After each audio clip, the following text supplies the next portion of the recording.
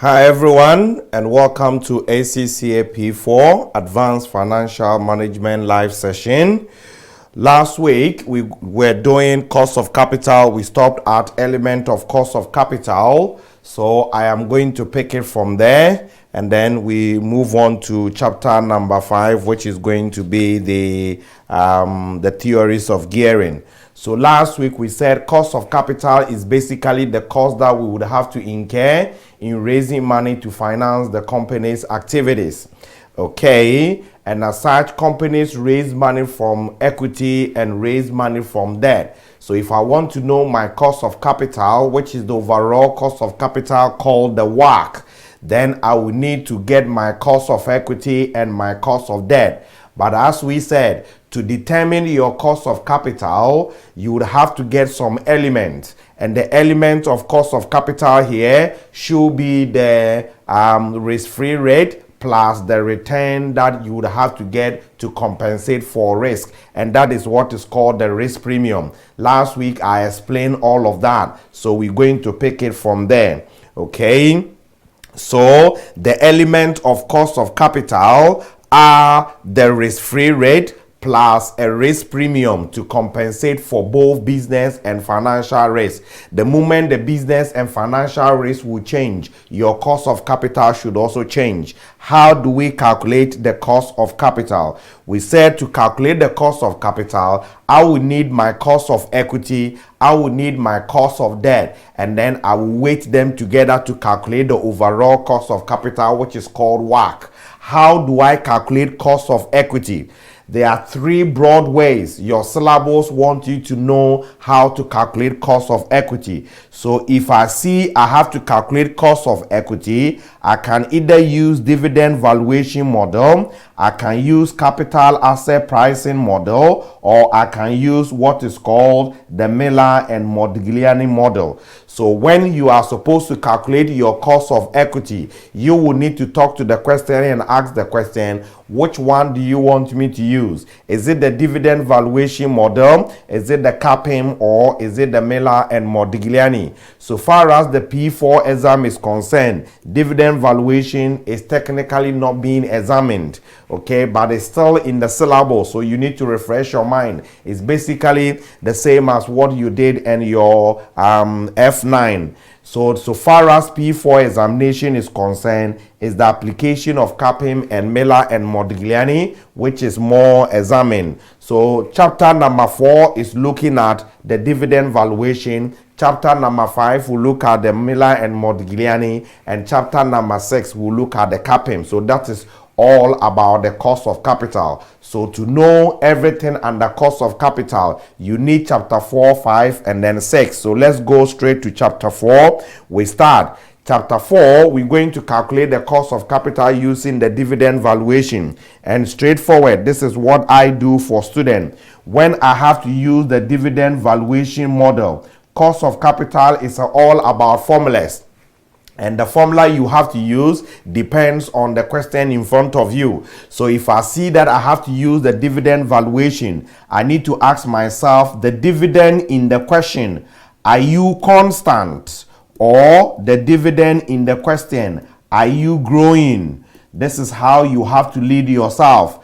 You need to be asking the question in front of you questions, because there are so many formulas. Which one you have to use? I can't stand here and say it depends on the question in front of you. And this is what I always tell students, you need to lead yourself. So I see dividend valuation, I lead myself asking the question, dividend, are you constant? If the dividend is constant, then the cost of equity should be calculated as the constant dividend divided by ex-div market price multiplied by 100%. If the dividend is growing, then my cost of equity should be calculated as D0, 1 plus the growth rate divided by the P0, all plus what? The growth rate, all multiplied by 100%. So it's the way you will lead yourself. So if I see that is growth, this is the formula I need. If it is constant, this is the formula I need. Will the examiner always give me the growth rate? That is not what happens. So for me to test whether it's growing, either the examiner should give me a growth rate as a percentage, or I have to be called upon to calculate it. So if the examiner hasn't given me a growth rate, he might hide it for Fred to, or for you to go and calculate it. How will you calculate the growth rate? So if I have to calculate the growth rate too, there are two ways the growth rate should be what? Calculated. All of them, the examiner is not going to mention using this method, using that method. It's your responsibility to lead yourself by asking questions. So if I have to calculate growth rate, there are two methods, which is called the average method. And the average method will be used when past dividend information is given. So when I have been given past dividend information, then the examiner wants me to use the average method. The other method is what is called the Gordon's growth model, or Gordon's growth model.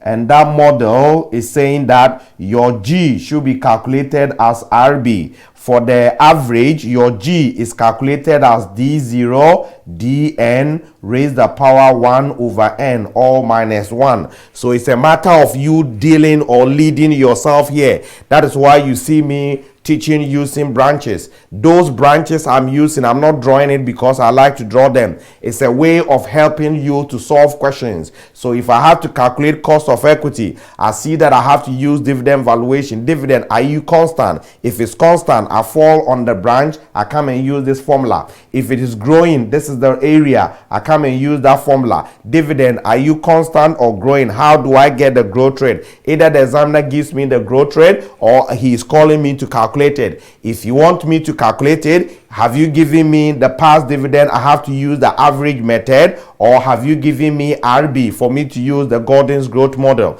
RB, R is the return on investment, and B is the proportion of the profit what retained. When you lead yourself like this, the question will be giving you answers.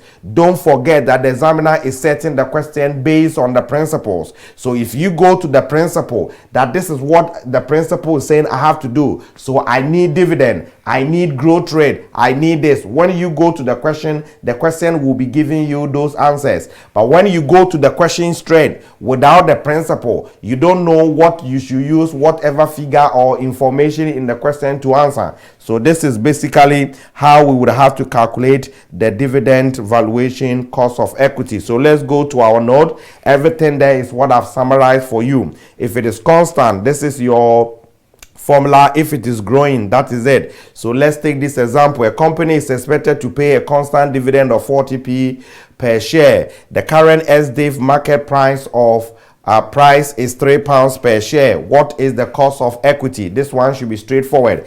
If dividend is constant, then I'm going to say the constant dividend is 40p, market price is £3, all divided by 100, and that will give you 13.3%. I normally say it is in the syllables, that's why we would have to mention it. But P4, they don't bother you so much with this basic one.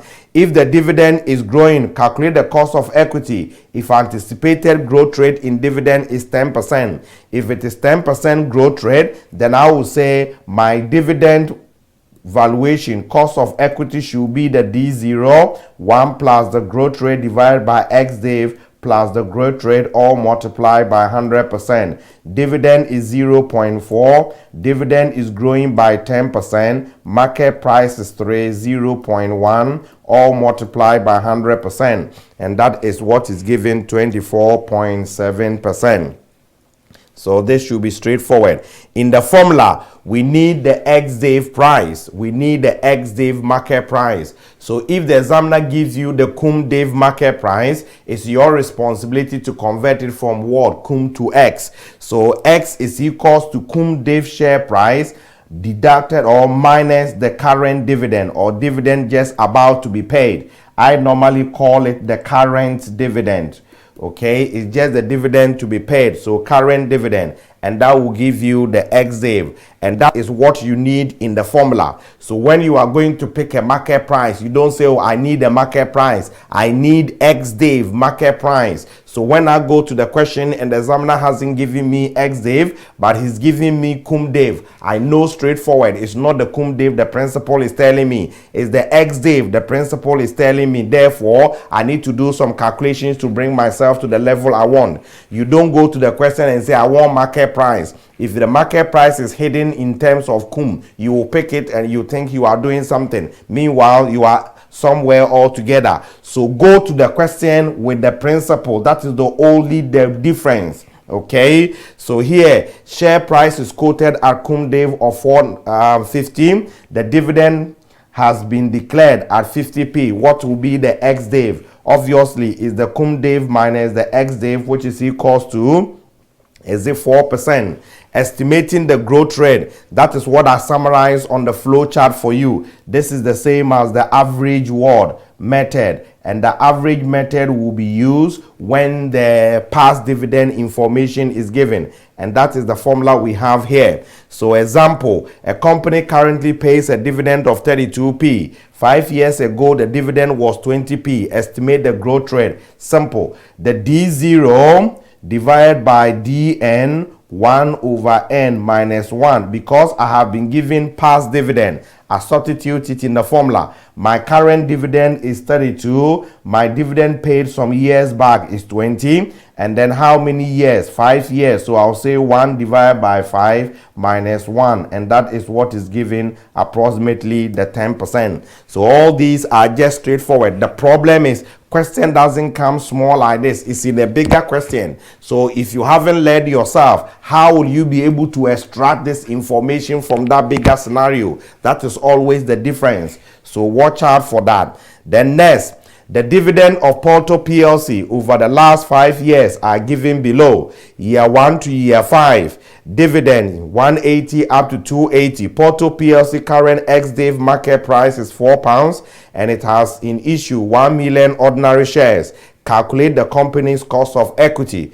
Nobody is mentioning anything like dividend is growing, but I have to use my common sense here to see that as long as dividend is 180 here and now is 280, dividend is growing, so I have to calculate the growth rate. How will I calculate the growth rate? The G is the D0 Dn raised the power 1 over n minus 1. So my G should simply be equals to, what is the dividend now? Is 280. What is the dividend some years back? Is 180. 1 divided by how many years? Look, we did 1 to 5. However, dividend grew from 180 to 280. Therefore, dividend hasn't grown by 5 years. Dividend has grown 4 times. From here, 1, 2, 3, 4. It's just like your age. If you were born 2001, 2005, how many years have you grown? You've grown 4 years. So here is going to be 4 minus the 1, and that is what is giving us approximately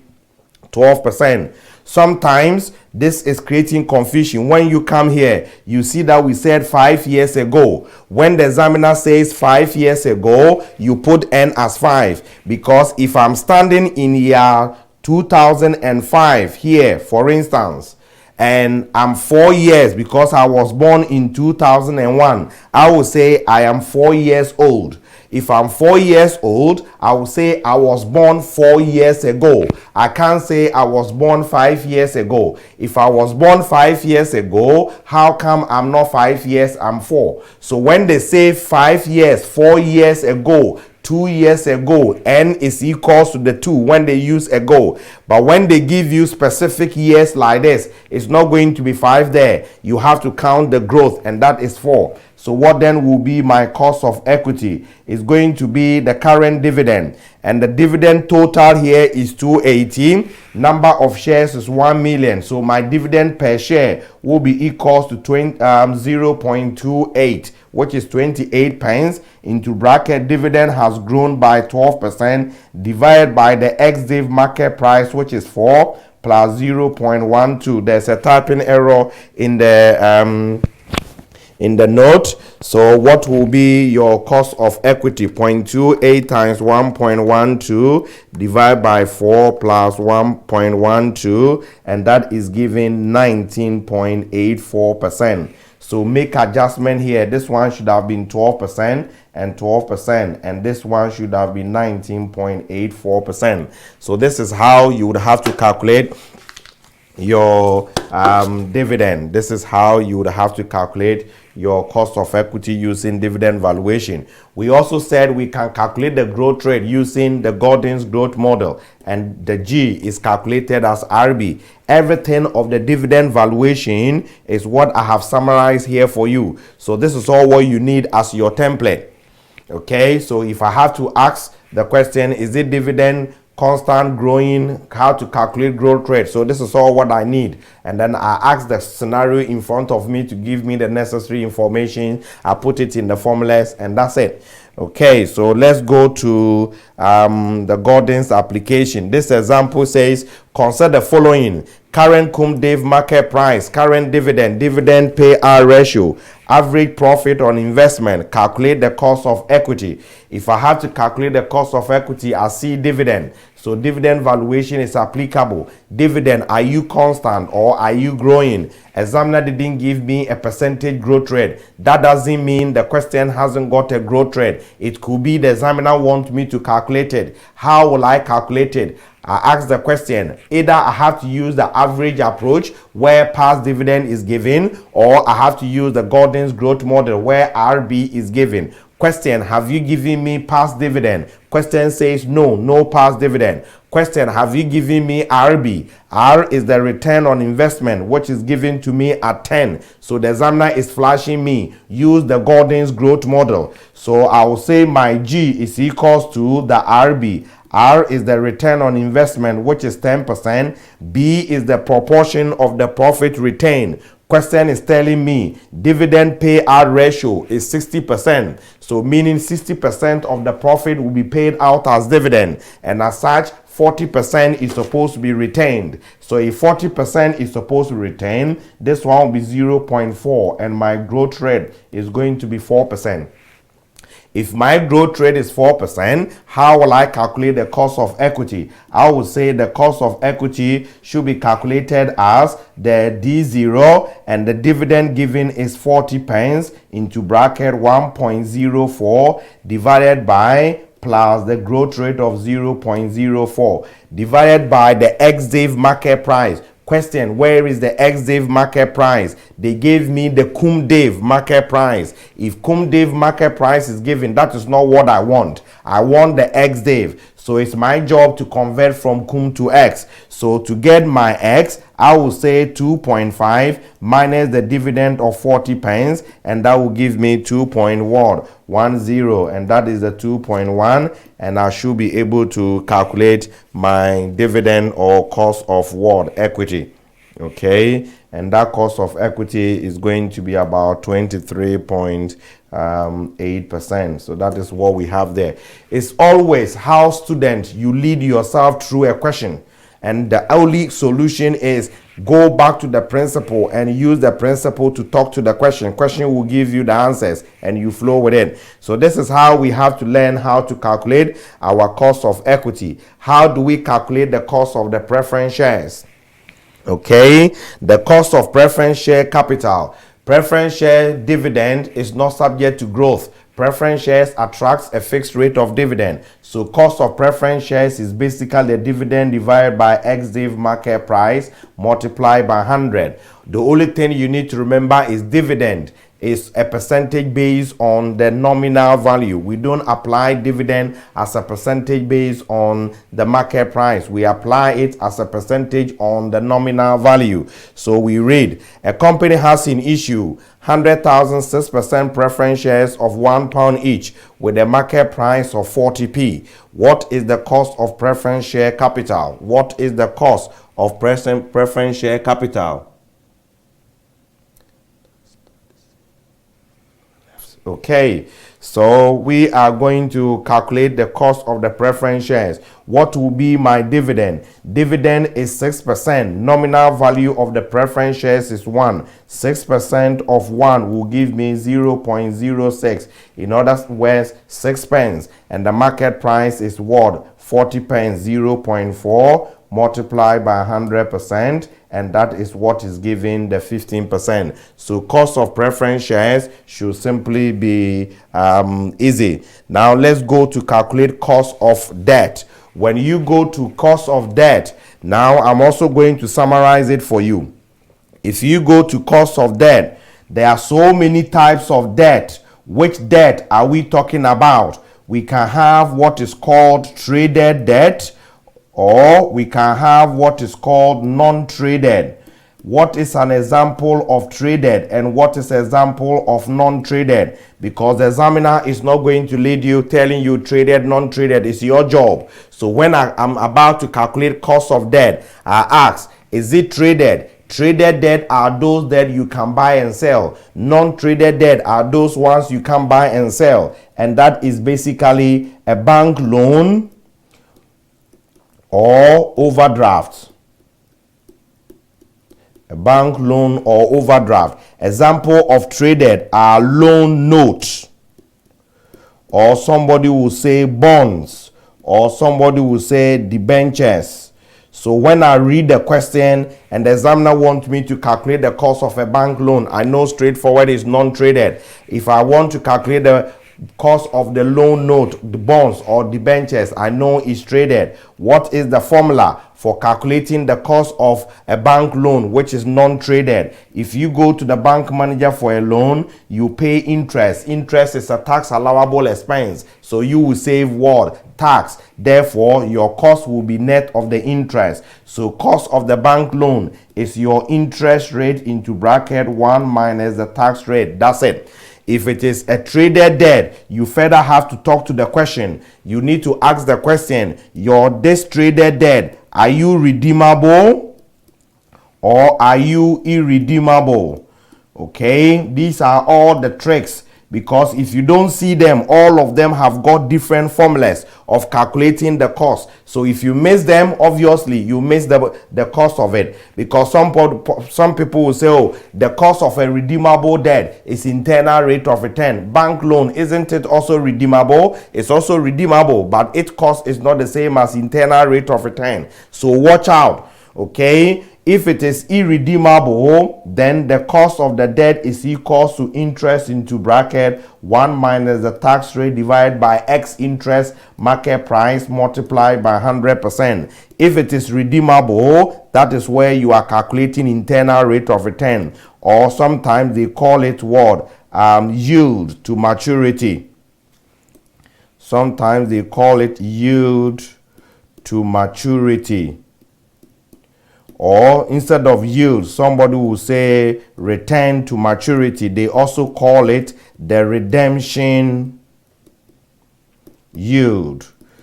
It's one thing with many names. Okay, yield to maturity, internal rate of return. So this is all you need to learn. And the cost of debt. So lead yourself. Is it traded? Is non-traded? And then you get, if it's traded, are you redeemable or irredeemable? Formulas. You flow with it straightforward. So let's go to our note. This is what I've summarized everything for you. So let's take the examples. A company has in issue 5% irredeemable loan note, currently quoted at 105.5 cum interest per 100 nominal. Assume a corporation tax of 30%. What will be the cost of this debt? Remember, interest, just like dividend, are percentages based on the nominal values. We don't apply them on market prices. We apply them on nominal values. Remember, so if this debt is loan note, then you are a traded debt. If you are a traded debt, are you redeemable or irredeemable? It is irredeemable. So the cost of the irredeemable debt should be equal to the interest into bracket 1 minus T divided by P0 times 100%. Nobody will be giving you the formulas. You have to lead yourself to the formula. Okay, therefore, what is interest? Interest is a percentage based on nominal value. This is 5%. So my interest will be 5% of the nominal value of the 100, which is equals to 5. So I'm filling it. I put the 5 there. Tax rate is 30%, so net is 70%. What market price do I need? I always need X. So if it is dividend, it will be X div. If it is interest, it will be X interest. So the same calculation. The examiner gave me cum interest of 105.5. I have to take the interest out of it. So my X interest P0 will be the cum of 105.5 minus the interest of 5, and that is what is giving 100.5. I come and put 100.5 here, multiply by 100, and that is what is giving me the 3.5% as the cost of the debt. If you know all these, leading yourself to the formulas, life is going to be very easy. You just flow and the cost of capital. Now let's go to the cost of redeemable debt. The cost of redeemable traded debt, if you look at what we did here, we said it's calculated as the internal rate of return, and we all know how to calculate internal rate of return. I need two NPVs and their corresponding discount factors, and once I need NPV, I need simply the cash flows, I need the relevant cash flows, I need the number of years, and I have to assume my own two rate, and that is how we calculated internal rate of return. We saw it in chapter number 2. So we did all of them there in order to roll you over here. Okay, so let's take this example. A 5% loan note is currently quoted at 95.84 x interest. It is redeemable at the end of 3 years at 100. Taking corporation tax at 50% and ignoring the timing lag for tax savings, calculate cost of debt. Okay, calculate cost of debt. Okay, how will I calculate the cost of debt? The cost of debt should be calculated based on which type of debt. This is loan note. It's as such, it is what? Traded. Are you redeemable or irredeemable? It says it's irredeemable. So if you are redeemable, your cost should be internal rate of return. How do you calculate the internal rate of return? How do we calculate internal rate of return? I need what? The number of years. I need relevant cash flows. This debt is how many years? Is it 3 years? So here we use the present value approach. We want to show you all the cases, but in exam room, our advice is to use what? The annuity approach, which I'll show you very soon. So year 0, this is the market price. If I have to buy this debt, I will buy it at 95 what? 84. Then every year I am supposed to receive net interest. Okay, interest is a percentage based on nominal value. So my interest should be 5% of the 100, which is equals to 5, but tax rate is 50%, so I'm not going to get the whole 5. I will get 50% of the 5, which is giving me what? 2.5 year 2. Year 3, I will receive the 2.5 plus the redemption value, which is the 100. Somebody can use annuity. We are showing you all the two. So when I get these cash flows, I need to choose two discount factors. And we all know internal rate of return is the rate that will make the NPV equals 0. So we did the magic and we choose the first 4%. When we chose the 4%, NPV is what? 0. And we know internal rate of return is the rate that will make the NPV equals 0. So if you are lucky enough and you choose the first rate and the NPV is close to 0, that is what you are looking for. So I will say my internal rate of return, which is equal to the cost of debt, is 4%. We try to bring your mind on something. If we choose 3%, the NPV was 2.74. If you choose 5%, NPV is minus that. So assuming you chose those two percentages and you didn't get NPV, which is closer to 0, then you have to put it in the internal rate of return formula. And we know is the lower rate of the 3%, NPV of the lower rate divided by NPV of the lower rate minus will bring you to plus. And then multiply by the higher rate minus the lower rate. 5 minus 3 is what is giving you 2. 4.02. Everybody knows how to calculate internal rate of return here, and that will give you 4.02, which is close to that. So if you are lucky enough, you choose the first rate, and that first rate gives you a MPV, which is very close to zero. That is your internal rate of return. So that is basically that. Now let's go to cost of debt, convertible debt. With convertible debt, automatically the cost of every convertible debt is the internal rate of return. So we're going to follow the same principle as we did earlier. The only problem here is that with convertible debt, the holder has got the right to convert it into what? Shares. So the holder having the right can decide either to redeem it or to convert it into shares. Unlike redeemable debt, the holder has got only the obligation to get his money back by redeeming. That is why here is going to be a redemption value automatically. If it is a convertible debt, you can't put redemption value here straight, because the person can either decide to convert or decide to what? Redeem. So you need to check. So the person is seen to be rational, and being rational, he will be prepared to take the option that will give him the highest value. So you have to go and compare your redemption value to the conversion value. Whichever is the highest is what is assumed that the person is going to undertake. So get your redemption value, compare it with your conversion value, and you select the greater. So let's take this example to illustrate. Some 8% convertible debentures have a current market value of 106%. The debenture will be converted into equity shares in 3 years' time at the rate of 40 shares per 100 of debentures. The market price is expected to be 3.5 on the date of conversion. What is the cost of capital to the company for the convertible debenture?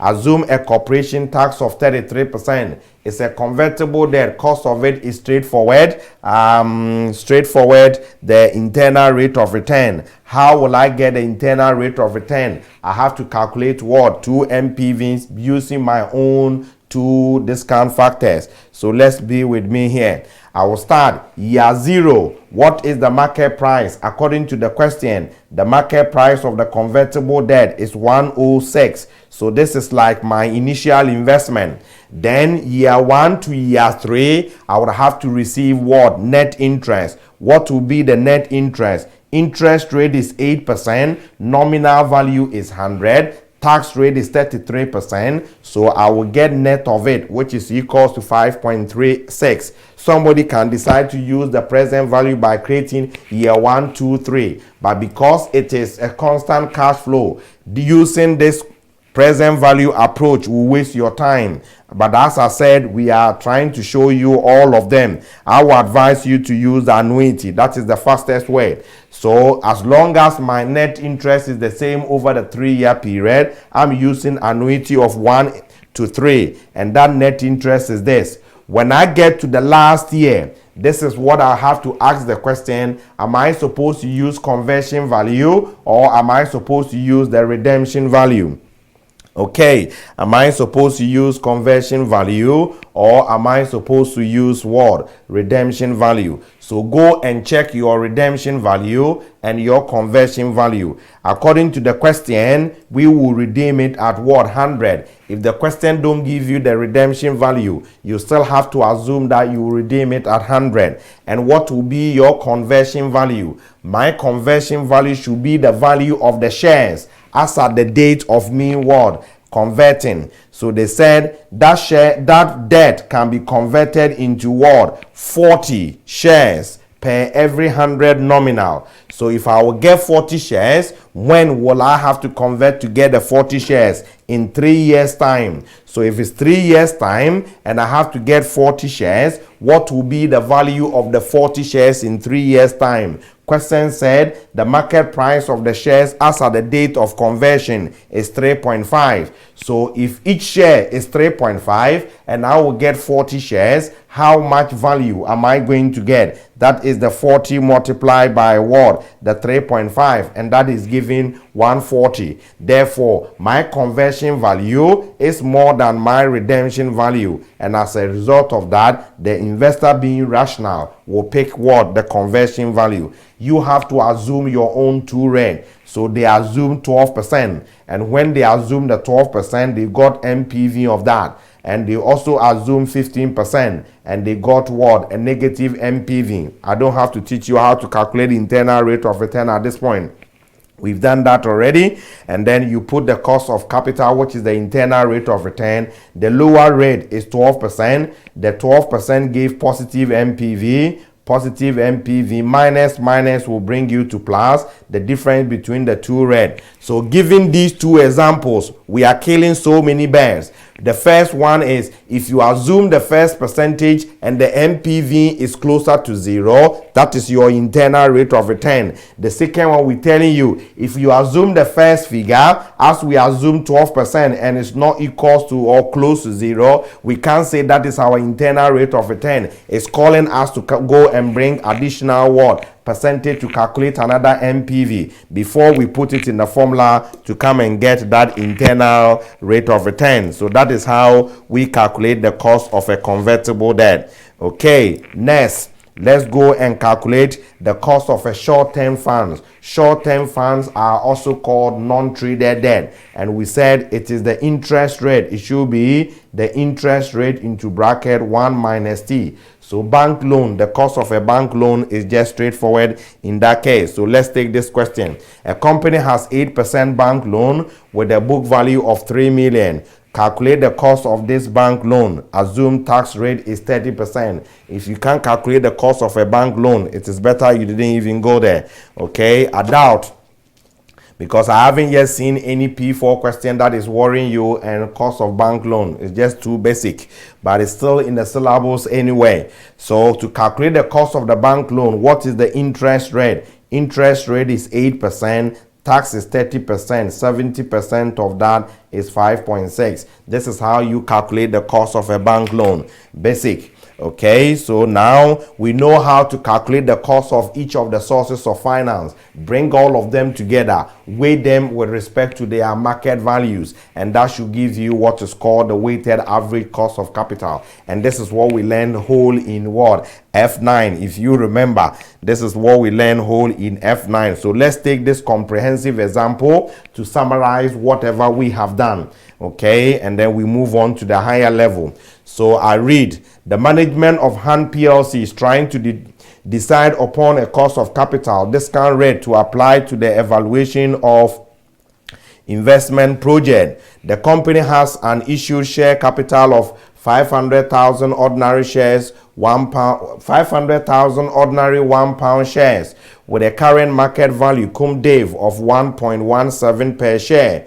It has also issued 200,000 of 10% debentures, which are redeemable at par in 2 years and have a current market value of 105.3%, and £100,000 of 6% preference shares currently priced at 40p per share. The preference dividend has just been paid, and the ordinary dividend and debenture interest are due to be paid in the near future. Preference dividend is shown net. The ordinary share dividend will be 60,000 this year, and the directors have publicized their view that earnings and dividend will increase by 5% per annum into the indefinite future. The fixed assets and working capital of the company are financed by ordinary shares, 6% £1 preference shares, debentures, and then reserves. Calculate the WACC. Assume corporation tax at 50% per annum, payable 1 year in arrears. If I have to calculate my WACC, I need my sources of finance. Where have we raised money? I've raised money from equity. Equity, in effect, is the ordinary shares and then the reserves. I've also raised money from preference shares and the debenture. I have to calculate the cost of each of them, the market values of each of them, and then when I finish, I weight them together, and that will give me my WACC. So I have to calculate cost of equity. I don't see any capping information, Miller and Modigliani information. I only see dividend. So I have to use dividend valuation. If I have to use dividend valuation, I ask the question, is your dividend constant or is your dividend growing? Question give me answer. Fred, I have told you dividend is growing by 5% per annum. Okay, if your dividend is growing, then I will calculate my cost of equity as this. My cost of equity should be calculated as D0, 1 plus the growth rate divided by P0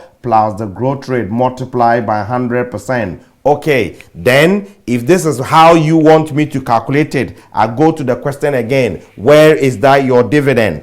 So have that command, because the question is based on the principle. Where is that dividend? Dividend you are going to pay is 60,000. I put the whole 60,000 here. What is the dividend growth rate? 5%. This is it. Divided by plus 0.05. All multiplied by 100%. Now I need P0. What is the P0? P0 is the ex-div market price, but because I've put total dividend here, I can't put market price down here. I have to put the total market value. So I will say, what is my ex-div market value? Ex-div market value is the cum div minus what? The dividend. When I go to the question, where is the ex-div market price? Question told me straightforward here that, okay, your share price is current market value is cum div per share of 1.17. My total market value is the share price multiplied by number of shares. So I will come here and say my cum will be 1.17 multiplied by 500,000. And if this is the cum, I have to knock off the dividend. And the total dividend too is given as 60,000. So what then will be the X? I pick my calculator, 1.17 times 500,000 minus 60,000, and that is giving me 525,000. And this is the ex-div market value. I come and put 525,123. And what then will be my cost of equity? And that is basically the 17%. For each of the sources, you need the cost, you need the market value. I've got the cost of equity, I've got market value of equity. I am done with equity. It's always the way you lead yourself through the question. That's it. If you can lead yourself through the question with the principles, you won't believe it. The question will be providing you with all the answers. Okay? Now, I also need my preference shares. So I will say with preference shares, I need my cost of preference shares. Cost of preference shares is the dividend divided by P0 ex-div multiplied by 100. Dividend is a percentage based on the nominal value. I go to the question. Preference shares, what is your percentage dividend? Preference share percentage dividend is given as 6%. What is the nominal value per share? Is it 1? 6% of 1 will give me 6 pence. So this is 6% of the £1, which is equals to 0.06. So what then will be the cost? Is 0.06 divided by, I need the ex-div market what? Price. I go to the question, where is the ex-div market price of the preference shares? When I come here, this is what they said. They said, and 100,000 of 6% preference shares currently priced at 40p per share. Question didn't say is cum or X, but there's a sentence in there that is telling you is X, because if you read this bit, it's saying the preference dividend has just been paid. Examiner is not always going to tell you cum and X. If the dividend is already paid, it means it's excluding. That dividend is gone. So when they say the dividend is already paid, it means the market price is already X. If the dividend is yet to be paid, then the market price is cum. So don't always check or see that the examiner is using X and cum. He can put them in sentences. If the dividend is about to be paid, then it means the market price is including that dividend. If the dividend is already paid, then the market price is excluding because that dividend is gone, isn't it? So if the preference dividend has just been paid, it means that 40p excludes that dividend that is gone. Therefore, my market price X is equals to the 40p, and that will give me what? Is it 15%? I need the market value of that debt. And what will be the market value of the preference shares? The market price is 40p multiplied by what is the number of preference shares? 100,000 divided by 1, because this is 100,000 pounds. Nominal value is 1. So I will say number of the shares is 100,000 pounds divided by 1, which is equal to 100,000 shares. And that will give me market value of what? Is it 40,000? Straightforward. And that is the case. And that is the case. Preference share 2 is done. I need that of the debenture. Okay, I need that of the debenture. And when I finish, I sum up all of them and I will be able to get my market value. Okay, so let's go straight. The debenture, once it's a debenture, it's a traded debt. You need to lead yourself. Once it's a debenture, it's a traded debt. So I'm coming to ask this question. That your traded debt you giving to me, is it redeemable or irredeemable? Because they've got different formulas. And question is telling me, Fred, I've told you that debenture is redeemable in 2 years' time. Okay, if you are redeemable, then it means I have to calculate the internal rate of return. To calculate the internal rate of return, I need the cash flows, I need the number of years, and I need what? A discount factor. For the sake of our time, I'm not going to calculate the internal rate of return for you. So now let's take this. Okay, let's take this. Right, we're going to do a magic. Okay, in year 0, you would have to come out with your market value, and the market value is this. You forget about this bit. So year 0, our market price is going to be 95.3. Year 1, I will have to receive interest. Year 2, receive interest. The debt is supposed to run for only 2 years. So year 2, I have to receive interest and I have to get my redemption value. Here we are using the present value, not the annuity. But interest, we have to pay tax out of it. And what is the question saying? Question is telling us that we should assume tax rate is 50% and tax is paid 1 year in arrears. So if tax is paid 1 year in arrears, the interest is 10% of the nominal value of 100, which is equals to 10. Okay, nominal value of the debenture is 100. The question didn't tell you the 100 directly, but the question said something indirectly. Read here. And have a current market value of 105.3%. The percent means per every 100. That is where the nominal value is coming from. When we say something is percent, you express it per 100. So per every 100, per every nominal 100 is what is giving you that nominal value of the 100. So 10% of 10% debentures, 10% of the 100 will give you 10. So flow with me here. So if it is 10, year 1, I will get 10. Year 2, I will get 10, which is the interest. Okay, and year 2 too. Okay, but when I get the 10, what is going to happen? I have to pay tax. The tax I have to pay in the year 1 interest is going to be in year 2. That is the 50%. And the 50% of the 10 too will be that. So what will be the net cash flow? Year 1, I will receive only the 10 interest. Year 2, I will get the redemption value, get the interest, and I have to pay tax of 5, which will give me 105. And year 3, I will get what? Only the tax, which is 3. Okay, fine. Why the value is 95.3 but not 100? Okay, because in the formula, that's a good one. In the calculations, we need X interest. We need X dividend or X interest market prices. and the market price given to me here is 105.3.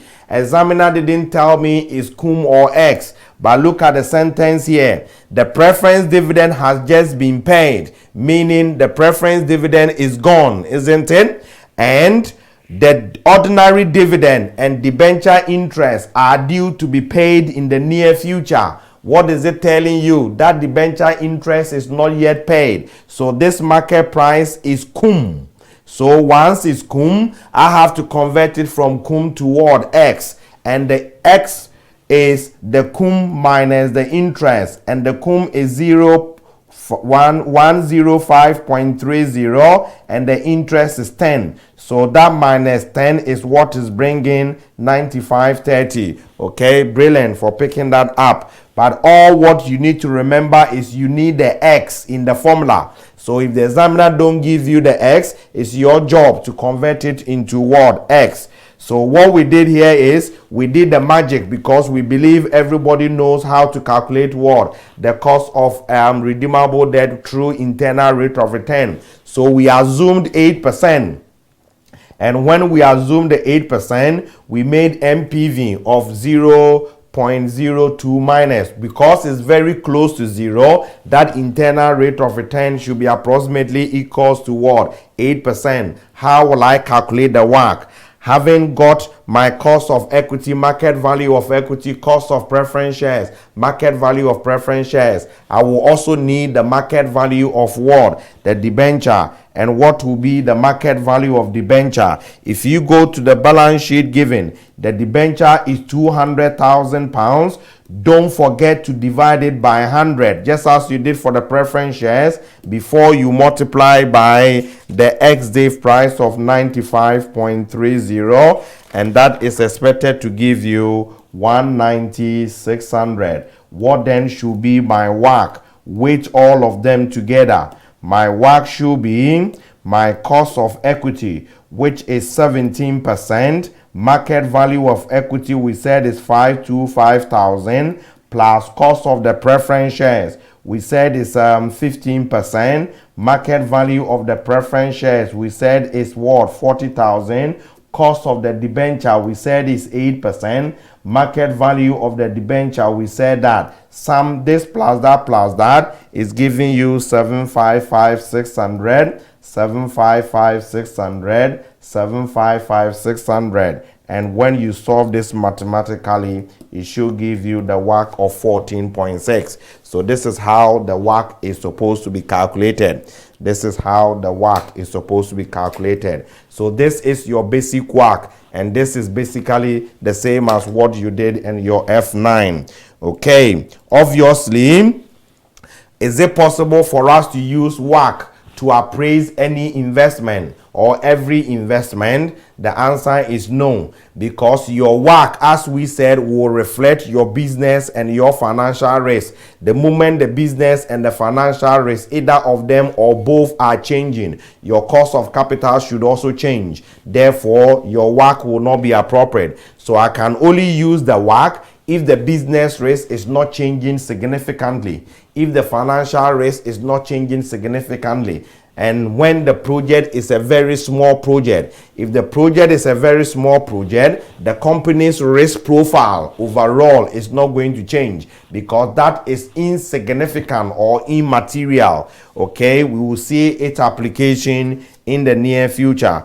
Okay, so now let's go straight to sources of finance. Obviously, this one is going to be a reading thing. I don't have to teach you what is overdraft. Who cares about overdraft and P4? So if you like, you can read that. If you like, you can even forget about that. So I'm picking you straight to chapter number 5. Okay, let's go to chapter number 5, which is going to deal with capital structure theories. Okay, this is where you would have to be with me. Okay, this is where you would have to be with me. The capital structure theories, what is it saying? What is it saying? Okay, I'm always worried for students, not because they haven't understood what they have read from a lecture note or from a textbook. My worry for my P4 student has always been when the question is set in the exam room. Are they able to link what they have read to the question that is in front of them? That is the reason why when I'm teaching, you see me always reminding you, lead yourself through the principle. Lead yourself through the principle. Okay. What question will come in the exam room that I have to think of? Chapter number 5. This is my trouble for you. What question will come that I will need to think of using the application in chapter number 5? So be with me. I'm going to put you in scenarios so that when you see that scenario or any of them, that is leading you straight forward to this chapter. Okay, now let's come here and I'll bring your mind on. Okay, capital structure or theories of gearing is coming as a result of capital structure. And capital structure will show the various sources the company is supposed to raise money. So generally, a company can raise money only by equity. A company can also raise money either by equity and then what? Debt. It's not possible for a company to say, I'm raising money or my capital structure is made up of only what? Debt. Because a company should have its owners. And the owners are those who will have what? The equity capital. So either a company's capital structure is made up of only equity or is made up of equity and debt. When a company's capital structure is made up of only equity, we call that a company an ungeared company. When a company capital structure is made up of debt and equity, that company is called what? A geared company. Now, we said our cost of capital, which we calculate, should reflect business and financial risk. Therefore, the way I will finance my activities will have something to do with my financial risk. Financial risk is coming because you have got debt, as we all know. So if I have got debt, I have financial risk, and as such, those giving me money will demand return to compensate for financial risk. If I haven't got debt, I haven't got any financial risk, but my company is trading in a particular industry. So in theory, the business risk is measured in the industry in which you are operating. So whether I have got debt or I haven't got debt, the company, every company is in a particular industry and it will face what? That business risk. So when my company is all equity, the risk I will face is only business risk. When my company is equity debt, I will face business risk and I will face what? Financial risk. These are what will be used to calculate my cost of capital. And we all know from chapter number 2 that the value of a company is the present value of the future free cash flow using the WACC as the discount factor. And we all saw that the higher the WACC, the lower should be the market value of the company. Our objective is to maximize the shareholders' wealth. So if our objective is to maximize the shareholders' wealth, to maximize that wealth, our market value should increase. But as we've just said, there is an inverse relationship between the cost of capital and the market value. The higher the cost of capital, the lower will be the market value. And the lower the cost of capital, the higher will be the market value. And that cost of capital will be influenced by the business and then what? The financial risk, isn't it? That's why we said the moment any of them will change, your cost of capital will also change. And the moment your cost of capital change, the present value of the future cash flows will also change. And your market value will also change. Okay, so this is the argument. This is the argument. Anytime you read a question and the examiner is moving you in between capital structures, it means financial risk is changing. And the moment financial risk has changed, your cost of capital should also change. For instance, examiner will tell you your company is having all equity, and now the company is thinking of raising money by way of debt. If my company is all equity and I'm thinking of raising money by way of debt, the moment I raise the money by way of debt, I have moved from being all equity company, an ungeared company, to become a geared company. And the examiner will ask you, calculate the cost of equity and WACC before and after you raising the debt. Capital structure theories is calling you. Okay? In other words, the examiner can also say, your company is having equity and debt, and your company is doing something to raise money, maybe sell an asset to raise money to pay off the debt. The moment we pay off the debt, our capital structure has changed, because if the debt is paid, I have moved from all equity to, I've moved from debt equity to all equity. Calculate your WACC and cost of equity before and after. As long as your capital structure has changed, WACC is supposed to change. And as such, capital structure theories is calling you. Okay, next. Examiner can also say, currently, my equity is 20% and my debt is, let's say 80%, and my debt is 20%, making up my capital. Now, the company is going to raise more debt capital, so that after that, our equity will now represent 60 and debt will now represent 40. Capital structure has changed. Your WACC should also change. Nobody is going to be telling you, oh, capital structure has changed, this has changed. He put them in sentences. It's your job to picture that and come out with it. The moment your debt equity ratio is changing, in summary, the moment your debt equity ratio is changing, capital structure theory is telling you my WACC is also supposed to change, because it has got something to do with my financial risk. Okay, so the moment you are moving in between capital structures, capital structure theories are calling you.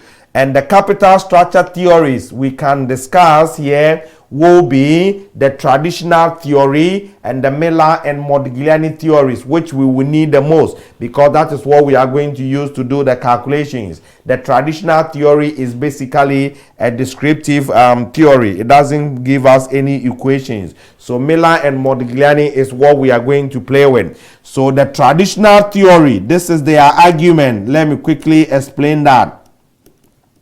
The traditional theory, this is their argument.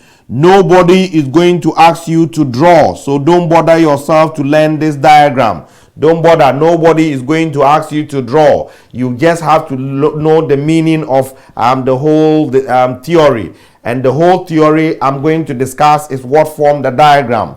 So this is cost of equity. This is WACC. This is your cost of debt. This is your level of gearing. This is zero, cost of capital. And this is simply the WACC being down. Your market value will be at its maximum. Okay, so I will say something like that. This is my market value. This is your gearing, measured as debt divided by equity. Debt divided by equity. This is zero. This is market value. What is the traditional people saying? When gearing is zero, what is the meaning? When gearing is zero, it means that we haven't got any debt. It means debt is zero. When this is debt divided by equity. So when this is zero, the percentage here is going to be what? Zero. And when debt is zero and we are all equity, what risk are we facing? So when gearing is zero, we are ungeared, and this is what we have. And when we are ungeared, we face only what? Business risk. If we face only business risk, equity holders will demand a return to compensate for only business risk. Don't forget about the element of cost of capital. So when we face only business risk, the capital providers, who are only equity holders in this case, will demand only a return to compensate for only business risk. So this is where they are determining their return. Point of attention: where you are all equity finance, your cost of equity will be the same as WACC. That is why you see all of them here. Somebody will say how. So this is learning calculation learning point 1. Be with me. Calculation learning point 1. If the company is all equity, its WACC is the same as its cost of equity. If you remember, we said WACC is calculated as your cost of equity, value of equity over equity plus debt, plus cost of debt, debt over equity plus debt. This is the WACC formula. So if I haven't got any debt, this figure here is 0. Cost of debt will also be 0. Everything here will be 0. This figure will be 0. E divided by E will be 1. 1 times cost of equity is that. So your cost of equity should be the same as your WACC.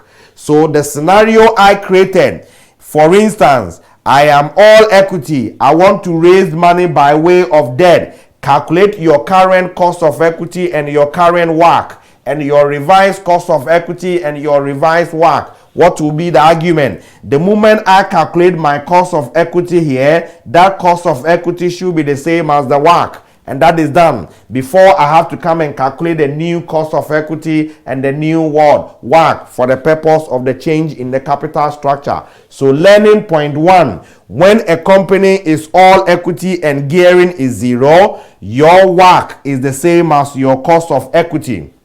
Next, we want to raise money by way of either equity or debt. And we all know debt is cheaper than equity because debt holders take less risk. Interest is supposed to be paid before we pay dividend on equity. If a company should liquidate, we would have to pay off debt holders before we think of paying what? Equity holders. So debt holders take less risk, and there's this trade-off between risk and return. So debt holders will automatically what? Get a lesser return. So if I have to raise money, and I'm going to raise money by way of cheaper debt, this is the cost that I have to pay.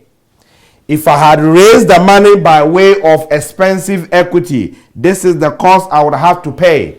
So the traditional people are telling us that when you raise the money by way of the cheaper debt, you will save money. Because, for instance, instead of say paying 10% here, okay, if I've raised money by way of the expensive equity, I would have paid 15%. I'm using hypothetical figures anyway. I would have paid 15% by raising the money through equity. If I raise it by way of debt, I will pay 10%. Am I saving 5%? Okay, so I will say, instead of me going to raise expensive equity, I'm going to raise a cheaper debt. And by raising the cheaper debt, I will what? Save 5%. Do you save 5%? Yes, in one respect, you save 5%. But the argument is, the moment I have brought in debt, I have moved from being all equity to now be debt equity. And the moment I have brought in debt, my company wouldn't face only business risk. My company will also face what is called financial risk. What do you think the equity holders will do? They will say, no, before we were not having debt, so we had only business risk. That is why we charge you the 15%.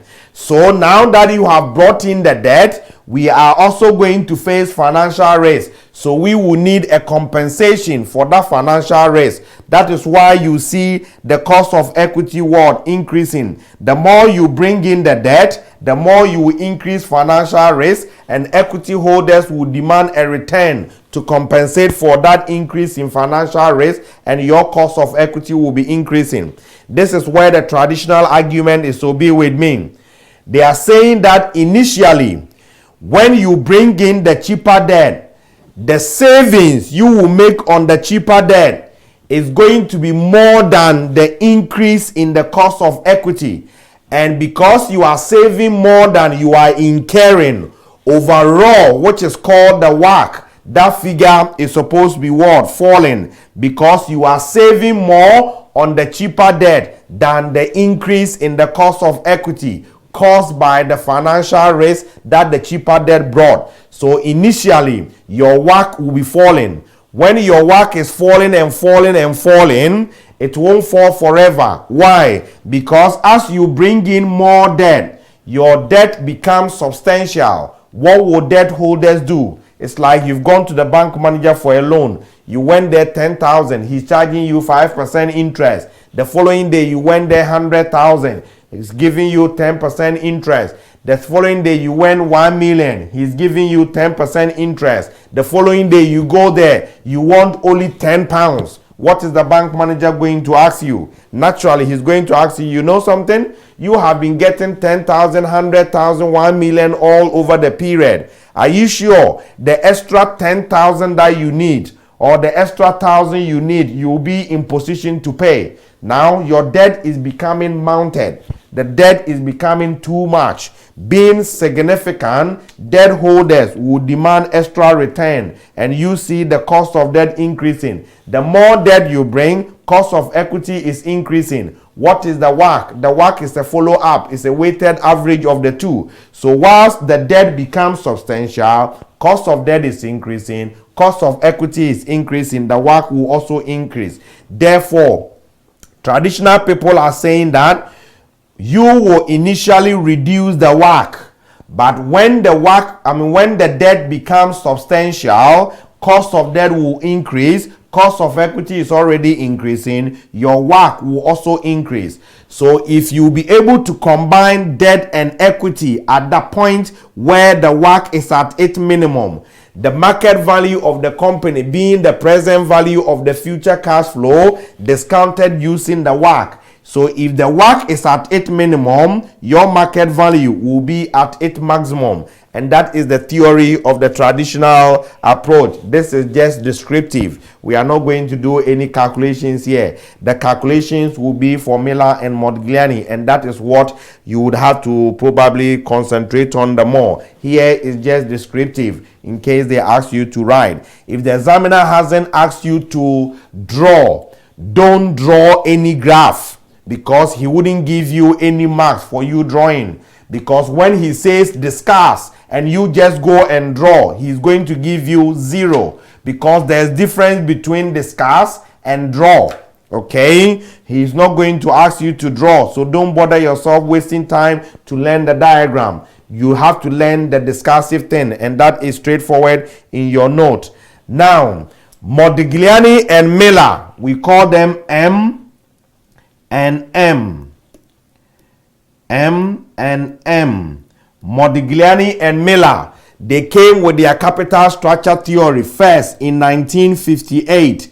They made so many assumptions, including the fact that there is no tax. And this was their argument.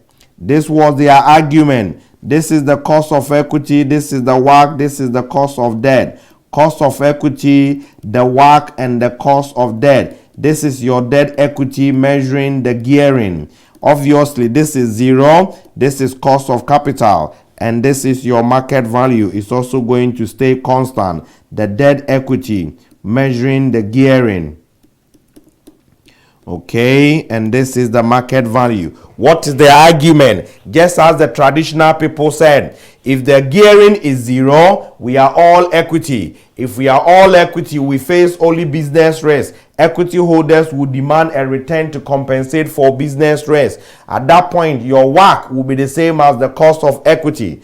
Now we want to raise money. We go and raise the money by way of debt. If we bring in the cheaper debt, we have to make a savings. Be with me. This is where the difference is. The traditional people said, if you just remember, said that initially the savings you are making on the cheaper debt will be more than the increase in the cost of equity, so the WACC should fall. Miller and Modigliani said, no, this is not the argument. They are saying that the savings you are making on the cheaper debt will exactly be the same as the increase in the cost of equity, and therefore the WACC, being the weighted average, is supposed to be constant. Because the argument is the increase here is the same as the savings there. And as a result of that, the WACC has got nowhere to go. You are saving 5%, you are incurring 5%. What are you doing? Weighted average. You have to stay where you were. Therefore, the WACC is going to be constant. And if the WACC is going to be constant, your market value will also stay what? Constant. So the capital structure is irrelevant. Okay. And they formed the equation. They found the equation of this, this, and that. And that is what we will need. So we have actually brought them into what is called preposition. So Miller and Modigliani preposition 1 deals with value of company. Deals with value of company. What is it happening here? You know all the formulas. When market value is going to stay the same, when I was ungeared, this is my market value. When I become geared, debt equity, this is my market value. So Miller and Modigliani from here. What is ICD? I'm not sure of what ICD you're talking about. Okay, I'm not sure of the ICD you're talking about. The KD, I think it's KD, is cost of debt. Cost of debt. Okay, it's cost of debt. Yes. It's not ICD, it's KD, cost of debt. Brilliant. Okay, so when you come here, Miller and Modigliani is saying you that if you are ungeared, this is my market value. If you are geared, this is the market value. They are the same. So the relationship you need to establish is when there is no tax, the value of a geared company will be the same as the value of what? The ungeared company. The value of the ungeared company. So be with me again when we come here. Examiner create a scenario. Your company is all equity. Now we want to raise the money by way of debt and calculate the market value before and the market value after. If there is no tax in the question, Miller and Modigliani is simply telling you the market value you get here is the same as the market value you get there. Full stop. Okay, they brought the equations to make life easy. And they're saying that preposition 2 deals with your costs of equity. Your cost of equity. And the formula is the cost of equity of the geared should be equal to the cost of equity of ungeared plus the risk premium, which he measured as cost of equity of ungeared minus cost of debt into bracket D divided by E. Okay, so giving me the cost of equity of ungeared, I should be able to get the cost of equity of geared. Or giving me the cost of equity of geared, I have to do deduction to come and get the cost of equity of ungeared. So this is what Miller and Modigliani will be used in the exam room. When I bring you back here, if we are debt equity here, if we are debt equity here, okay, if we are debt equity, and the question tell me that I am going to raise money by way of selling asset to pay off the debt. I'm moving this way. So currently, my cost of equity will be geared. When I move by paying the debt and I bring here, my cost of equity will be what? Ungeared. Calculate the cost of equity now. Calculate the cost of equity what? After. This is the formula I will need to think of. So when I need market value between geared and ungeared movement, I need preposition 1. If I need cost of equity, I need preposition 2. And then the last one is preposition 3, which deals with WACC. Preposition 3 deals with WACC. And what formula do you expect? The WACC of the geared here is the same as the WACC of the ungeared. So my WACC will be the same according to Miller and Modigliani. So giving me the WACC of a geared, I can borrow it as the WACC of what? The ungeared. Or giving me the WACC of the ungeared, I can say it's the same as the WACC of what? The geared. So it's all issue of, as long as I'm moving between geared and ungeared, and I'm looking for a figure in terms of market value, in terms of cost of equity, in terms of WACC, capital structure theory is calling me, and specifically Miller and Modigliani and these equations are calling me. That is only the problem. The examiner is not going to tell you using Miller and Modigliani. You have to see it. So I normally say in the exam room, Miller and Modigliani is comfortably sitting down waiting for you, but they are invisible.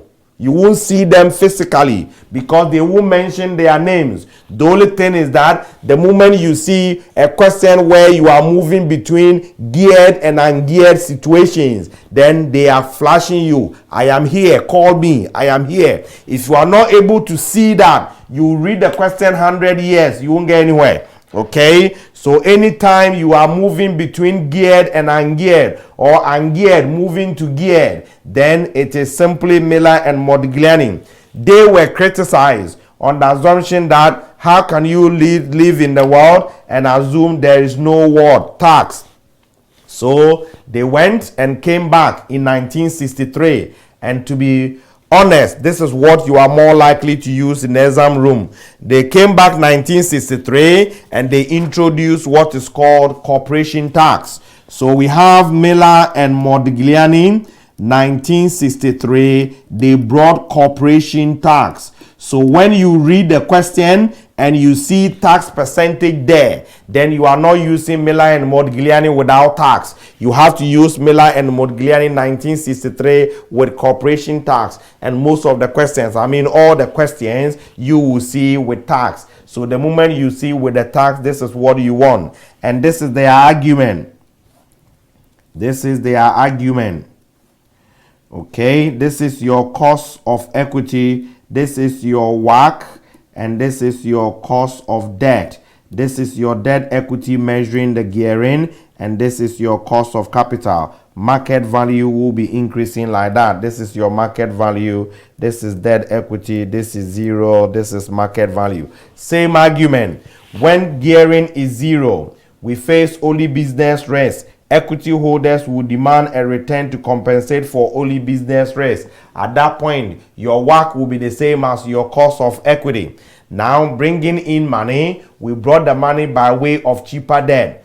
Traditional people said that initially the savings on the cheaper debt will outweigh increase in the cost of equity, so WACC will fall. Miller and Modigliani 1958 said that is not true. The savings you make on the cheaper debt is the same as the increase in cost of equity, so your WACC should stay what? Constant. When they brought in corporation tax, they raised their hand. We have accepted our defeat, because when we bring in corporation tax and we bring in debt, there is an additional benefit, because when we pay interest is a tax allowable expense. Therefore, now, because of the tax savings we will make on the debt interest, now the benefit on the debt will be more than the increase in cost of equity. Before, they said the benefit was the same, but now, because debt interest is tax allowable, the benefit on the debt will be more by the tax savings on the interest more than the cost of equity,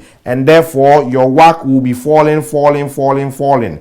And as such, the more you borrow, as you see, the more the debt equity is going up, the more your WACC is coming down. Therefore, borrow up till 99.9% and leave some small percentage for the equity holders. Otherwise, if a company can exist without equity holders, don't even get money from equity. Borrow, because debt is cheaper. But because companies should have owners, that is the reason why we would have to keep what? Some percentage of debt. And they form the equations again. And these equations are what you are going to use. Okay? So let's go straight. So they are telling us preposition 1 still deals with value of company. Preposition 1 is value of company. And now the value of company is going to be increasing. So they said the value of a geared company will be more than the value of an ungeared company as a result of the present value of the tax savings on interest. And that present value of the tax savings on interest is calculated as DT. This is the present value of the tax savings on interest. The short form of calculating it is the DT. The D is the debt value, and then the T is the tax rate. Miller and Modigliani had made life very simple for us in financial management.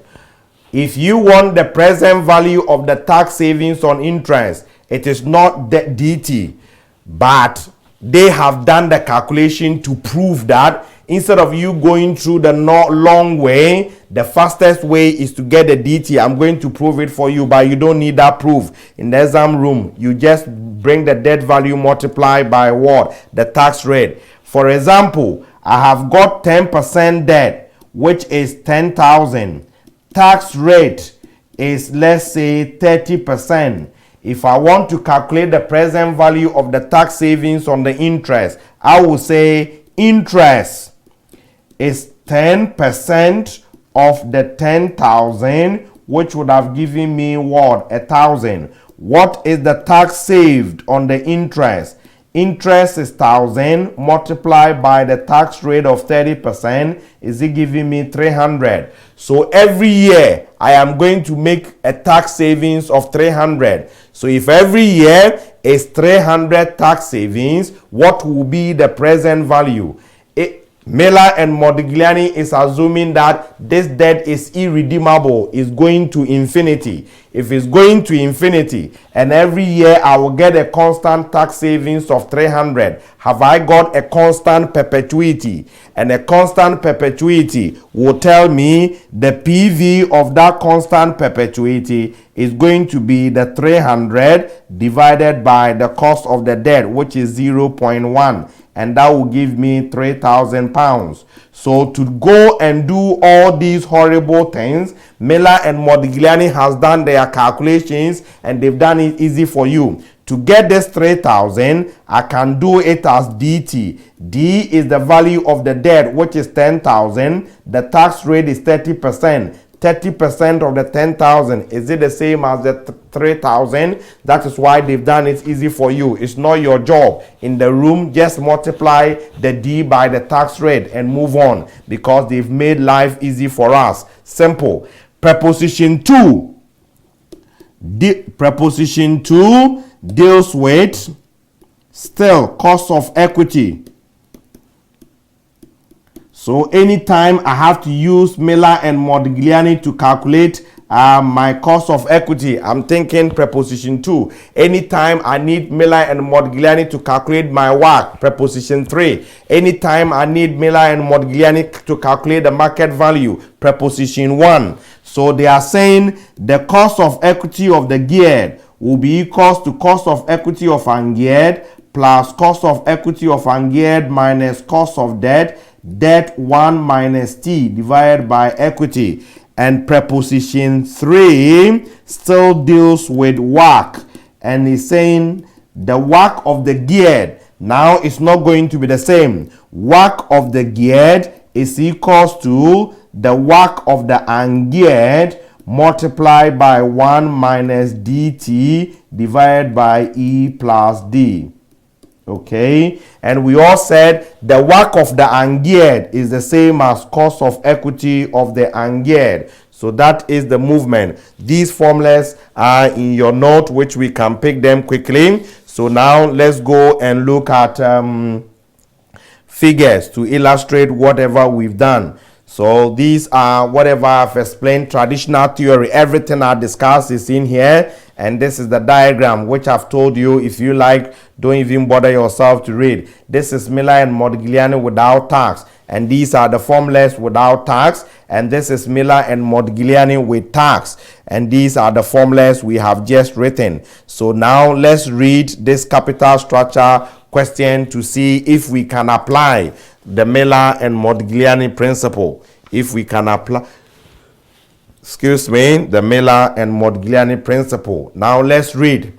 Grant PLC, an all-equity company, has on issue 6 million £1 ordinary shares at market value of 2 point. Yes, E is equity. E is equity. Okay. Grant. Okay, E is equity and D is the debt in the formula. D is the debt in the formula. Okay, I read again.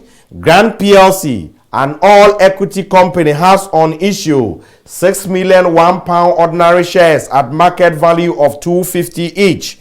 Bell PLC, a geared company, has on issue 17 million 25p ordinary shares, 8 million 15% debentures quoted at 125, taking corporation tax at 35% and assuming that the companies are in all other respect identical and the market value of Grant equity and the market value of Bell's debt are in equilibrium. Calculate the equilibrium price per share of Bell's equity. As a matter of fact, this bit might not be given to you in the question. Okay, that bit might not be given to you in the question. As I told you, Miller and Modigliani, most cases in the question, they are invisible. It's you have to get good eyes to see them. Because here, we have to apply Miller and Modigliani, but nothing of Miller and Modigliani is said. What is the argument here?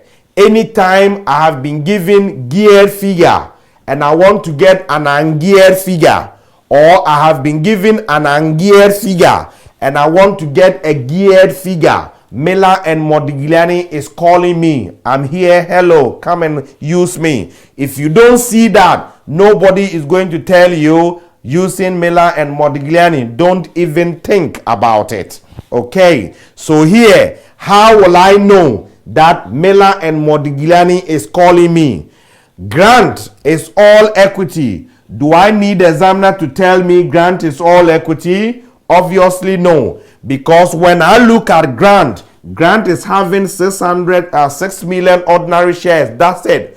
Question didn't tell me Grant is having that. So if Grant is having only equity, then Grant is all equity. You don't need the question to be feeding you with all those details. The moment you look at their capital structure, it should tell you whether this is all equity and as such is ungeared or it is what? Geared. If you come to Bell, I don't need the question to tell me Bell is a geared company. No. What do I need? If I look at their capital structure, Bell is having debt. So once it's having debt, it's geared. This is what you have to be interacting with the question.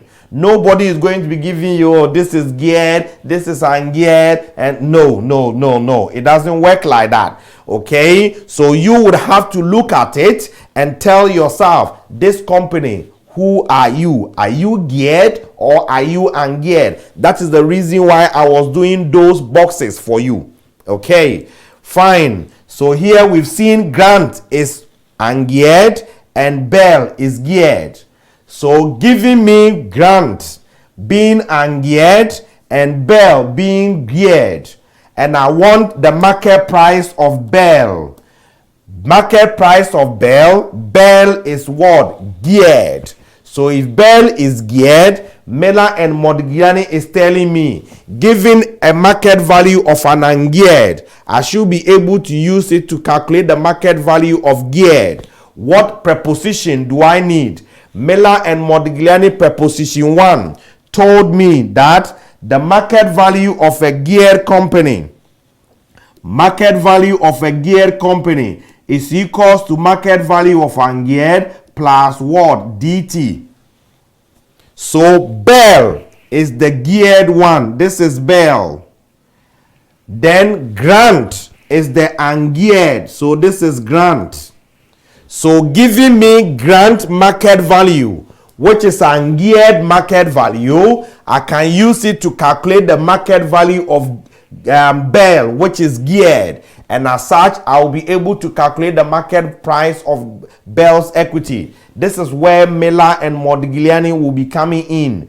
This is why I keep telling you, make sure anytime you are moving in between geared and ungeared, Miller and Modigliani is calling you. If you have realized I can't move, why? Because my worry has always been how students will be able to see that Miller and Modigliani is calling them. And the simple answer I can give to you is, any question, I need a figure in terms of market value, cost of equity, WACC, and there's movement between geared and ungeared. That is the time Miller and Modigliani is calling me. So now, what is VU? VU is the market value of ungeared position, and the ungeared company is simply the Grant. Grant, you are having 6 million shares and each of your share is 2.5. So what is the market value of Grant? My market value of Grant here will be the 2.5 multiplied by the 6 million.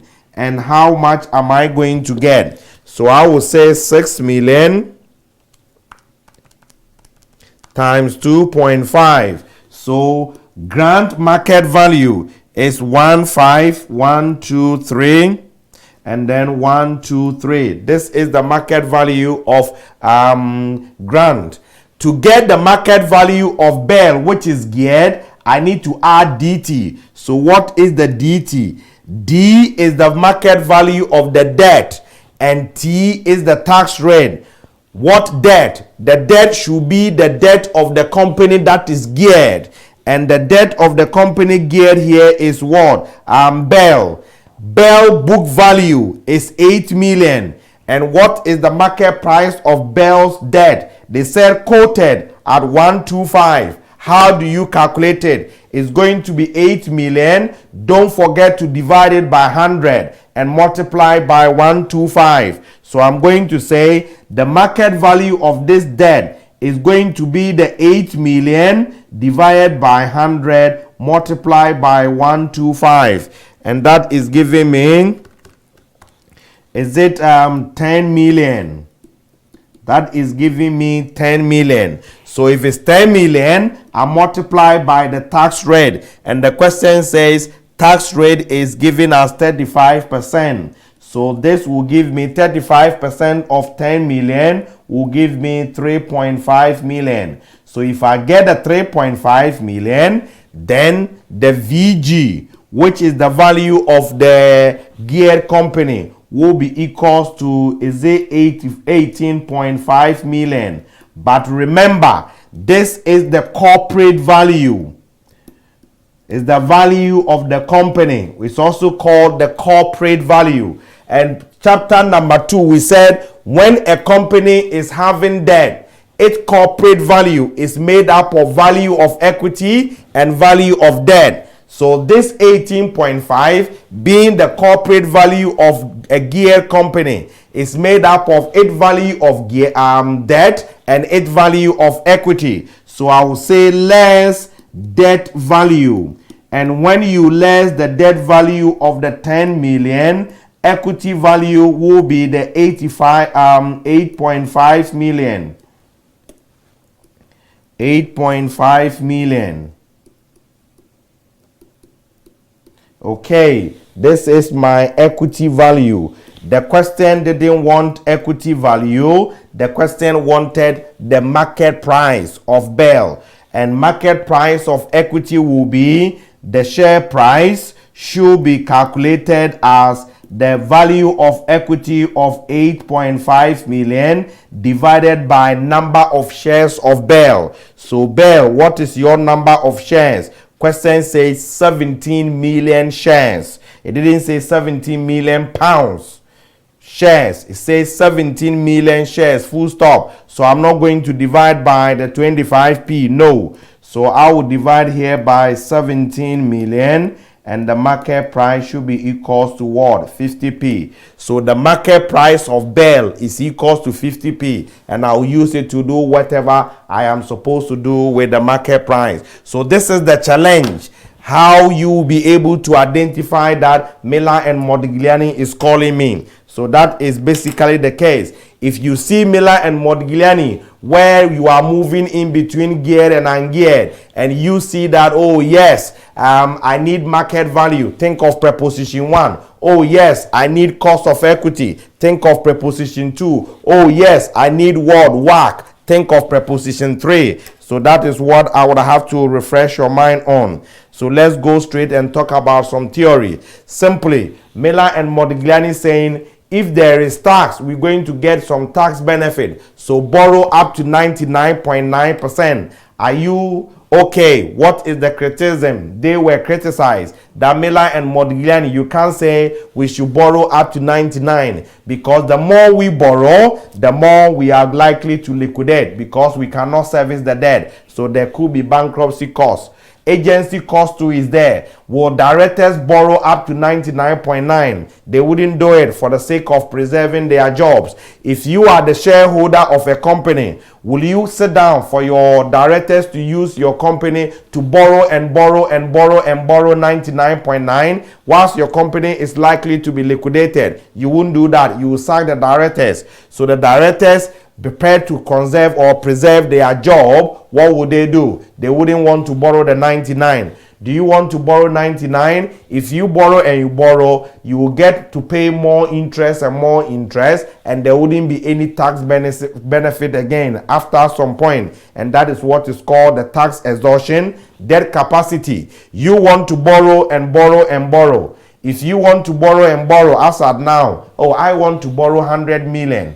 When I go to the market, have I got the capacity? Are the lenders prepared to give me the 100 million? It doesn't work like that, because the amount of money I can borrow is not within my control. It depends on what the lenders want to give to me. So everybody, based on my credit history and everything, I've got my debt capacity. So my debt capacity might not bring me to the 99.9%. They failed to consider that. When they came in 1963, they only introduced corporation tax. They forgot about what? Personal tax. Miller alone came 1977 and said that, okay, when you pay interest and dividend, they also have to go and pay what? Tax. We didn't consider that. So these ones, if you want, you can read them. Nobody specifically tell you to write these ones in detail, so that when you do your analysis and they want you to talk about the assumptions or the problems of the analysis that you've done,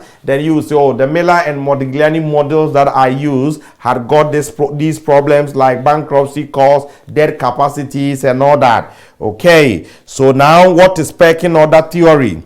I'm going to quickly talk about them. Pecking order theory, nobody has asked it in P4 before, but the argument here is that pecking order theory is saying that Miller and Modigliani, traditional theory, what are you people talking about? You are just wasting resources, because when companies want to raise money, they don't sit down to look at what debt equity proportion will bring the WACC to its minimum. But companies have got a prescribed order of raising money. Companies have got a prescribed order of raising money. And what is the prescribed order? The prescribed order is what they are referring to as the pecking order.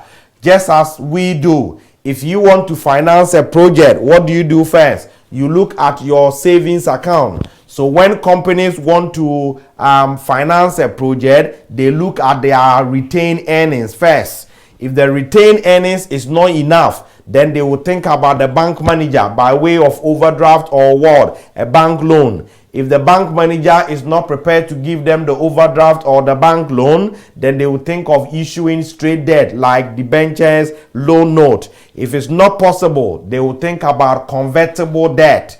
If the convertible debt is not enough or is not possible, we think about preference shares. And finally, If it's not enough, we think about ordinary shares. So that is the order.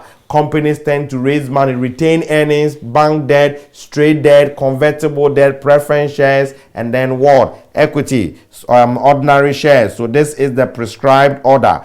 This was also criticized, that pecking order, which is good. That is what companies are doing. If the companies are really wanting to maximize the shareholders' wealth, then they shouldn't think of raising money in that way. They have to do the cost benefit by looking at the minimum WACC in order to maximize the company's value. So many arguments followed.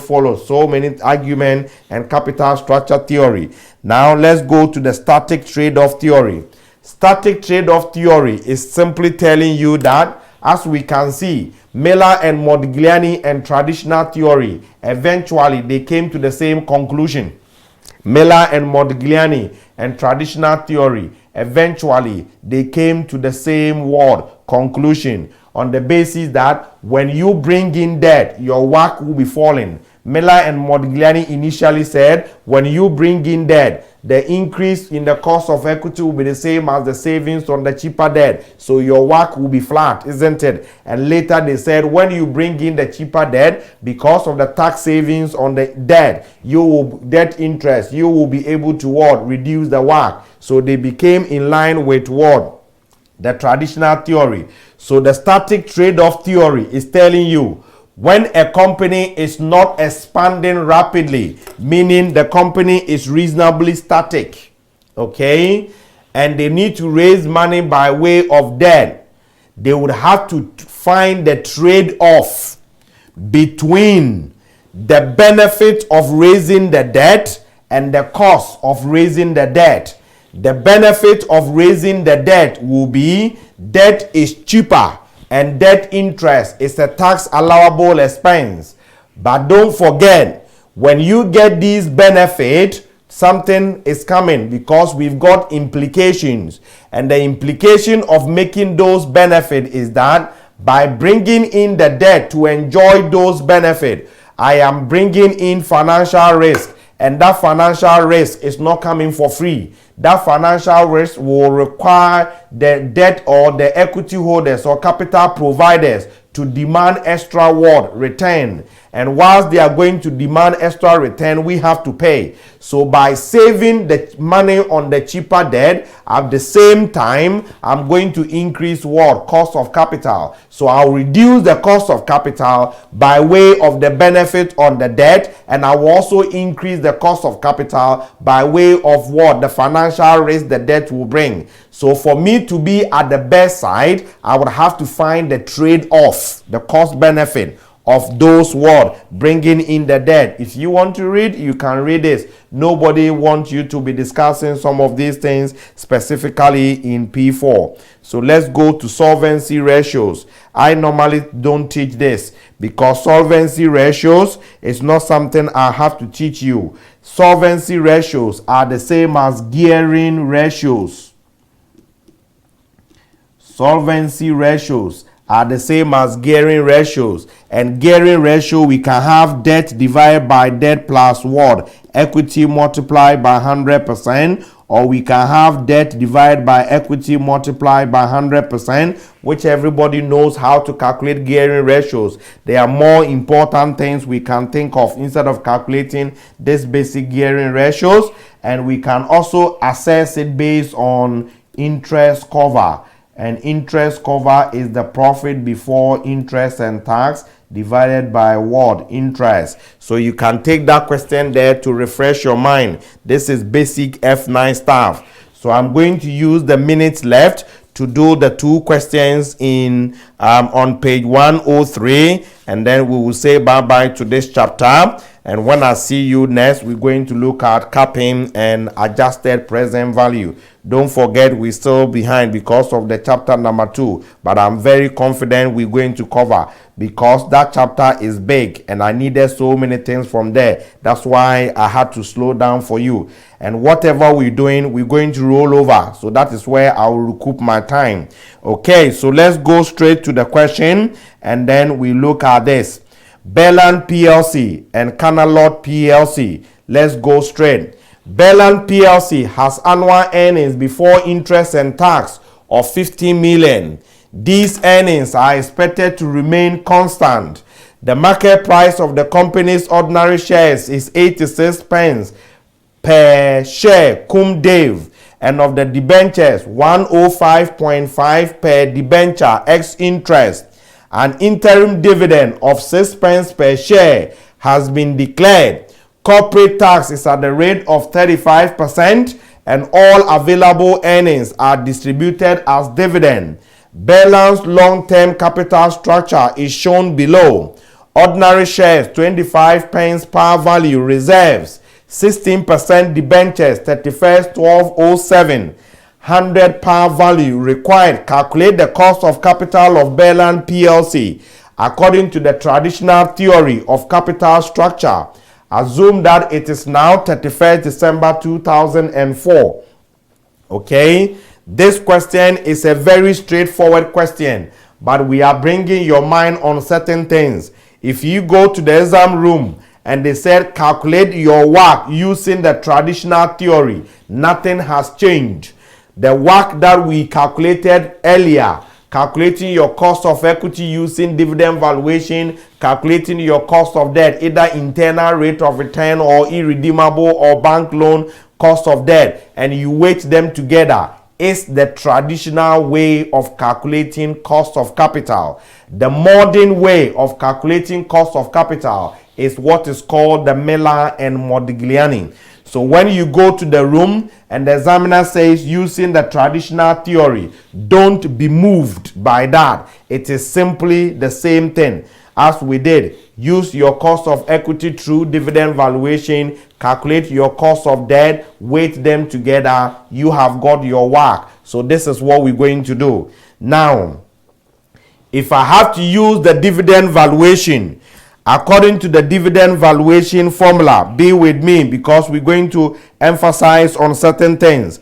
According to the dividend valuation formula, we're going to say that my cost of equity depends on whether it is growing, dividend is growing, or dividend is constant. Now be with me. If it's growing, we said it is this multiplied by 100%. This is technically taken from the dividend valuation model. And dividend valuation is saying the market price is equal to the present value of the future dividend. Going to infinity gives me a perpetuity.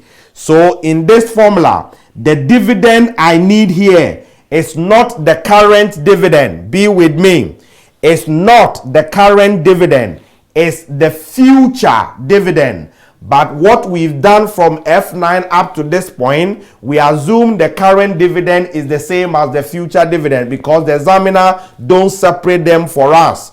If you go to the exam room, examiner gives you current dividend and gives you the future dividend. It is the future dividend you need here because this formula is coming from this formula, and that formula says the market value is the present value of the future dividend. That is the reason why the P0 is always called ex-div, because that ex-div means that future dividend is excluding the current dividend. That is why we said ex-div price. So simple argument is, if you go to the room and the examiner give you current dividend, future dividend, you are going to use the future dividend in this formula. If it give you current dividend without saying anything, then you assume it's going to be the same. You go ahead. So when you come to this question, this is what the examiner did. They said all available earnings are distributed as what? Dividend. And our current earnings before interest and tax is 15 what? Million. These earnings are expected to remain what? Constant. So if all available earnings, what is the earnings? Isn't it profit after tax? So my future dividend is going to be calculated as the profit after tax from this 15 million. But the examiner has also given me a current dividend of what? 6 pence. They are two different things. Which one do I need for my formula? I need the future dividend. and that future dividend should come from this. So I am going to say my profit before interest and tax will be the 50 million. Let's do 3 zeros up. If I've got profit before interest and tax, I have to get my interest. What will be my interest? The debt I have is 23,697. Interest is 16%. So I am going to say 16% of the 23,697. Of the 23,697, and that one is going to be 3,792. If I sum this up, I get 11208, and I need to less my tax. What is the tax rate? 35% of the 11208, and that is given 3923, and this will give my profit after tax, and that is 7285. And question is telling me all the profit after tax, which is the earnings, will be available to pay dividend. So my future dividend is going to be this, and they said this figure is going to remain constant. Therefore, my dividend is also going to remain constant at this figure. So which formula do I need? I need that formula. So if this is the formula I need, what do I need as the dividend? I need the future dividend. So I will say my cost of equity will be 7285 divided by, multiplied by 100%. If I have brought the total dividend here, then this one should be the ex-dave market value. And how do we calculate the ex-dave? We said the ex-dave market value is equals to the cum-dave market value minus the current dividend. This is what this question is trying to bring your mind on. The dividend we need in the cost of equity formula is the future dividend. The dividend we need for the ex-dave is the current dividend. They are not technically the same, but most of the cases the question will give us only one, and then we flow with it. Okay, so now my current ex-dave, according to the question, they gave me a cum-dave of the cum-dave market price of the shares is what? Is it 86 pence? My current dividend is the 6 pence. So I will say 86 minus the 6 is giving me X of what? 80 pence per share. And how many shares is my company having? The number of shares my company is having, total value of equity share capital is 12.5.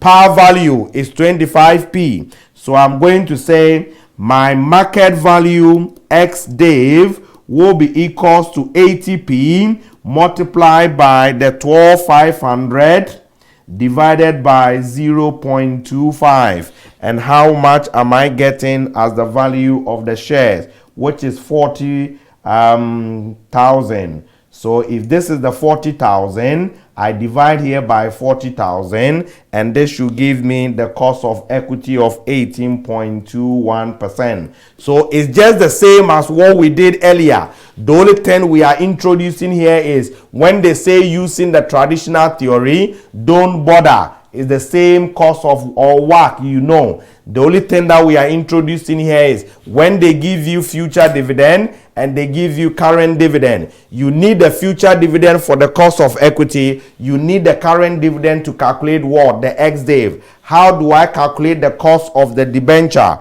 That one will follow the normal issue. The debenture, you are a traded debt. Are you redeemable or are you irredeemable? It's not every question you should expect the examiner to tell you that, oh, you are redeemable or you are irredeemable. No, no, no, no. Sometimes he can use phrases. Sometimes he can use date. Here, if you come to the balance sheet, it's telling you that the debenture is 31st 12/2007. Telling you that is the time the debenture is supposed to be redeemed. And now is 31st December 2004. So if we are standing 2004, we will redeem it at 2007, which is 3 years. So what will be the cost of this redeemable debt? Isn't it internal rate of return? So you can flow with me in the question. So to calculate internal rate of return, I need the X interest market price. The X interest market price year 0 is what they gave us 105.50. What will be my net interest?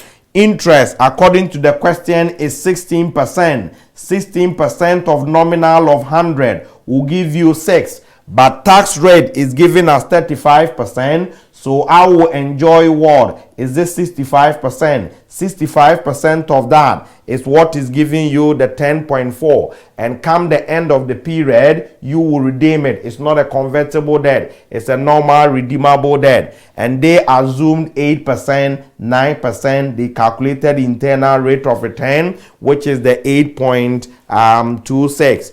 Having got cost of equity, value of equity, I've also got cost of debt. I need market value of debt. How will I get the market value of debt? Here, they told us in the question, the total book value of the debt. Is it this? So market value should be 23,697 divided by 100 multiplied by the market price of 105.5. And that should give you the market value of the debt. Just as we did earlier, the only things we are bringing here is when it's traditional theory, don't be moved by that. It's the normal one. When there is dividend, separate current dividend and future dividend. If the examiner does so, if the examiner don't and give you only one, assume the two are the same. And when you are calculating the cost of the debt, don't always want the examiner to use the word redeemable or irredeemable. He can use debt.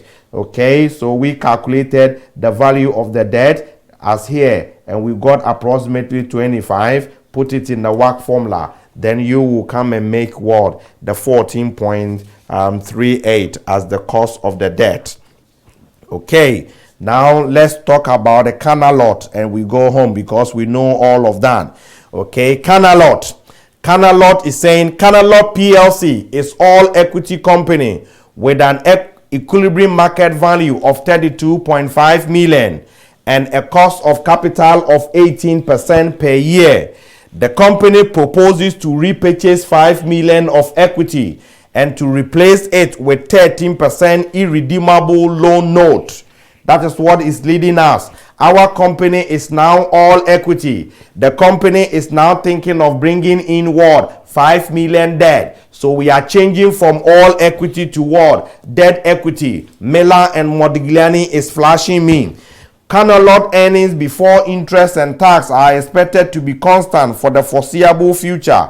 Corporate debt is at the rate of 35%. All profit are paid out as dividend. Using the assumptions of Modigliani and Miller, explain that and demonstrate how this change in capital structure will affect market value, cost of equity, and what? Cost of capital, which is WACC. Okay, what should come to mind? If I want Miller and Modigliani, I know it is either preposition 1 or 2 or 3. Preposition 1 deals with market value. Preposition 2 deals with cost of equity. Preposition 3 deals with WACC. So if I have to use Miller and Modigliani, then that is what I need. That's why I can do this quickly before we go. So how will I get the value of, or the market value? The market value is going to tell me that according to Miller and Modigliani, value of geared is equals to value of ungeared plus the DT. What is the value of ungeared? When we were ungeared, what was our market value? When we are all equity, our market value is given to me in the question as 32.5. So I am going to put 32.5 here. And what is my DT? DT, what is the value of the debt? The value of the debt is given to me as what? Is it 5 million? Tax rate is given as 35. If you see Miller and Modigliani calculation wise, you will love it because it will save you massive time. The only problem is to see them. And as I keep telling you, this is old question. Now they don't even mention Miller and Modigliani. They are telling you to get the effect straightforward. What is the current? What is the revised? It's your job. I have moved from all equity to debt equity. They have flashed me already. So I go here. This is 5 million multiplied by the tax rate of 35%. So I will say 5 times 0.35 is 1.75.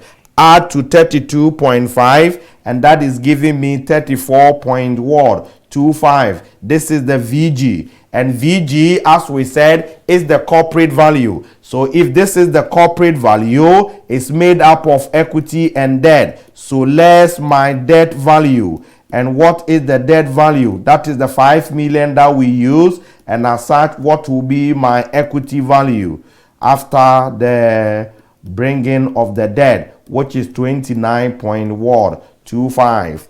29.25. That's it. And then preposition 2, this is 1. Preposition 2 deals with what? My cost of equity. If you look at what we did in the note, we were trying to go through the long approach to bring to the same answer. In the exam room, don't even tempt. Okay, just go straight to Miller and Modigliani. It will give you the answer straight. Miller and Modigliani said the cost of equity geared is equal to cost of equity ungeared. Cost of equity ungeared minus the cost of the debt. Debt 1 minus T divided by what? Equity. You put the formula down, you go to the question, you extract. Now we were having all equity. So when we were having all equity, according to the question, our cost of equity now, our cost of capital now is 18%. When we say cost of capital, it means what? WACC. But we all learned that when the company is all equity finance, its WACC is the same as its cost of equity. Therefore, if we are all equity finance, my cost of equity will be the same as what? My WACC. So I will pick as 18% ungeared cost of equity plus 18%. What is the cost of the debt? The cost of the debt here is given as what? 13%. So I put the 13% here. What is the value of debt? We calculated the value of debt 5 million. Tax rate is 35%. So I will have 65%, and equity is calculated as 29.25. And you calculate the cost of equity geared, which is after we have brought in the debt. And that is what mathematically is giving you 18.56%. And this is the cost of equity after. So that is how the examiner is going to play you. He gives you one situation. We are going to either raise money by way of debt, or we are going to pay off debt, whichever the case, and you move. The last one is the WACC, and I will leave you.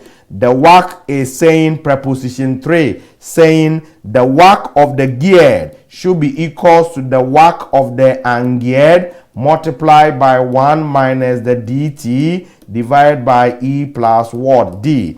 It's issue of you seeing them, putting them the formula, and then doing the substitution. So when we bring in the debt, we have moved from geared to, ungeared to geared. So what will be our WACC after? Our WACC before was the same as our cost of equity, which was said to be 18%. Multiplied by 1 is 1 minus dt. Debt is 5. What is the tax rate? Tax rate is 35%. So 0.35 divided by equity, we said, is 29.25. We've calculated the figures up here, and the debt is what? 5 million. And you solve this mathematically, and that is what is expected to give you a figure of what? 17.08%. And this is all what Miller and Modigliani is telling you. So read those weaknesses. It's just going to be the bankruptcy cost, the